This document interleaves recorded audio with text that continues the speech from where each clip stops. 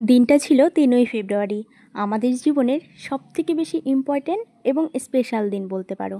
হাতে হাত রেখে প্রমিস করেছিলাম 2021 সালের সেই অক্টোবর মাসে। তবে তোমরা কি ভাবছো, মাঝখানে যে এতটা সময় পার করে এসেছি সেই সময়গুলো খুব সহজ ছিল? মোটেই না। আজকের যে এই দিনটি এসেছে এবং আমাদের দুই পরিবারকে এইভাবে এক করতে পেরেছি, সেটা করতে যে আমাদের কতটা কষ্ট করতে হয়েছে এবং কতটা যে অপমান সহ্য করতে হয়েছে সেটা একমাত্র আমরা দুইজনেই জানি। যাই হোক, সব কিছু কাটিয়ে কিভাবে একে অপরের হতে পারলাম সেটাই এই ব্লগে শেয়ার করব তোমাদের। 8-10 জনের প্রেমের মতোই আমাদের প্রেমেও অনেক বাধা বিপত্তি এসেছিল। তবে ওই যে আমরা দুইজনকে প্রমিস করেছিলাম, কথা দিয়েছিলাম তো, যতই ঝামেলা হয়ে যাক, যতই খারাপ পরিস্থিতি আসুক, কেউ কাউকে ছেড়ে যাব না। আজ আমরা বড় মুখ করে বলতে পারবো কথা দিয়েছিলাম, আর সেই কথাও আমরা রাখতে পেরেছি। দুজনকে চেয়েছিলাম ঠিকই, তবে কখনো পরিবারের বিরুদ্ধে গিয়ে নয়। একটা কথা আমরা সবসময় বলতাম যে পরিবারের লোক আমাদের যদি মেনে না নেয় তাহলে কখনোই আমরা পালিয়ে যাব না, অথবা আমরা পরিবারের লোকের আশীর্বাদ ছাড়া কখনোই নতুন জীবন শুরু করব না। তবে তোমরা কি ভাবছো, পরিবারের লোক না মেনে নিলে দুজনকে ছেড়ে যেতাম? আরে না না, কখনোই না। আমরা বলেছিলাম পরিবারের লোক প্রথম মানবে না, অনেক অশান্তি হবে, ঝামেলা হবে, হোক না, তাই কি আছে। বলতে গেলে অশান্তি আর ঝামেলার জন্য সবসময় রেডি ছিলাম আমরা। আর যাই হয়ে যাক, তবুও দিন শেষে পরিবারের লোক একদিন না একদিন ঠিকই মেনে নেবে এই আশা নিয়েই বসেছিলাম। নয়তোবা অনেক দিন আগেই হয়তো পালিয়ে গিয়ে বিয়ে করতে পারতাম, কিন্তু পরিবারের মানুষদের কষ্ট দিয়ে নতুন জীবন শুরু করার পক্ষপাতী আমরা দুইজনের একজনও নই। তবে একটা কথা কি বলতো, প্রথম থেকেই না ছেলের বাড়ির থেকে কোনো রকম প্রবলেম ছিল না বা কোনো রকম অসুবিধা ছিল না। যত রকমের সমস্যা আমার পরিবার থেকেই ছিল, আমার বাড়ির থেকেই ছিল। হ্যাঁ, ঠিকই শুনছো তোমরা। 8-10টা মেয়ে যখন প্রেম করে, অন্যান্য মেয়েদের বাড়ির থেকে যেরকম সমস্যা থাকে, এই সমস্যাটা ঠিক আমাদের বাড়ির থেকেও হয়েছে। তবে ওই যে বললাম, দুজনের পাশে থেকেছিলাম, হাতে হাত রেখে লড়াই করেছিলাম। লড়াই করে 3 বছর সময় লাগলো আমাদের দুই পরিবারকে রাজি করাতে, এক পরিবারকে রাজি করাতে। এক পরিবার তো আগের থেকেই রাজি ছিল, মানে দুই পরিবারকে এক করাতে আমাদের মোট 3 বছর সময় লেগেছে। অনেক ধৈর্য ধরেছিলাম, অনেকের অনেক কথা সহ্য করেছি, অনেক অপমান হয়েছিলাম, সেটা আমরা পাত্তা দিইনি। সেগুলো পাত্তা দেয়নি জন্যই হয়তো আজকে আমরা দুই পরিবারকে এত সুন্দরভাবে এক করতে পারলাম। ফাইনালি 2021 থেকে 2025-এ এসে আমরা আইনতভাবে একে অপরের হতে পারলাম। আচ্ছা, তাই বলে তোমরা কি ভাবছো আমাদের ঝগড়া হয় না? মোটেই নয়। আমাদের কিন্তু 1 মিনিট 2 মিনিট পর ঝগড়া হতেই থাকে। আমাদের মাঝখানেও অনেকবার ব্রেকআপ হয়েছিল, কিন্তু সেটা সত্যিকারের ব্রেকআপ নয়। ওই যে রাগের মাথায় ব্রেকআপ বলে ব্লক করা, আর 5টা প্রেমের মতো সেম ওরকমই ছিল। সত্যিকারের ব্রেকআপ কখনোই আমরা করি। জানো তো, আমি হাসতে ভালোবাসি, আর এই আমার প্রিয় মানুষটি আমাকে সবসময় হাসাতে ভালোবাসে। হ্যাঁ সত্যি, তোমরা হয়তো ভাবছো এটা আমি গল্পের ডায়লগ দিচ্ছি বা সিনেমার ডায়লগ দিচ্ছি, মোটেই না। আমি এই জিনিসগুলো ওর সাথে 4 বছর থেকে রিয়েলাইজ করতে পেরেছি যে হ্যাঁ, আমার জীবনের হয়তো সঠিক মানুষ এই মানুষটি। অনেক ঝগড়া হয় বললাম না, ঝগড়ার পর কিন্তু হাসি কান্না সব কিছুই থাকে।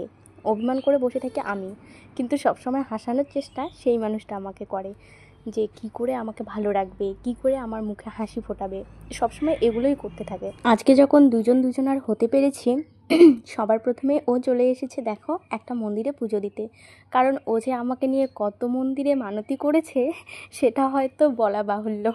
সত্যি, মানে যখন থেকে ওর সাথে আমার রিলেশন শুরু হয়েছে, যখন থেকে ডিসাইড করেছি আমরা দুজনের সাথে থাকতে পারবো, দুজনকে সহ্য করার ক্ষমতা বা মানিয়ে নেওয়ার ক্ষমতা আছে, তখন থেকে ও মানে প্রত্যেকটা মন্দিরে নিয়ে যেত আর মানতি করতো যে 1 বছর আগে হোক, 2 বছর পরে হোক, কিংবা 10 বছর পরে হোক, তবু এই মানুষটাই যেন আমার হয়। এভাবে প্রতিটা মন্দিরে ও মানত করতো। তো যাই হোক, প্রথম আমাদের এই মন্দিরেই পুজো দেওয়া হলো। আজকে আমি পুজো দিতে পারলাম না ঠিকই, ও পুজো দিল, মানে ও পুজো দিল বলতে প্রণাম করে আসলো, দেখতেই পারলে। তো অন্য একদিন আসবো পুজো দিতে। আমাদের বিয়েটাও কিন্তু খুব তাড়াতাড়ি, ডেট সব কিছু ফাইনাল হয়ে গেছে, মানে বিয়ের একদম যা যাবতীয় সব কিছুই হয়ে গেছে। আর কিছুদিন পরেই সবাইকে সাক্ষী রেখে একে অপরের হতে পারবো। আজকে যে হাসিটা আমার মুখে দেখছো না, সেই হাসিটা এই মানুষটার জন্যই। বলতে গেলে নতুন করে বাঁচতে শিখিয়েছে আমার এই প্রিয় মানুষটি আমাকে। ডিপ্রেশন কি এই মানুষটা আমার জীবনে আসার পর আমি ভুলে গেছি। বলতে গেলে ভগবানের আশীর্বাদের মতো এই মানুষটা আমার জীবনে এসেছে, আমাকে নতুন করে বাঁচতে শিখিয়েছে। হ্যাঁ, তোমরা ঠিকই শুনছো। তোমরা যে আজকে আমাকে মেহেন্দি আর্টিস্ট বা মেকআপ আর্টিস্ট বা আমাকে ভিডিওতে চেনো, মানে ভিডিও দেখে চিনতে পারো, সবটাই বলতে গেলে এই মানুষটার জন্যই। মানে যখন যেটা করব বলেছি, কখনো এই মানুষটা আমাকে বাধা দেয়নি। হ্যাঁ করো, তবে সঠিক পথে করো।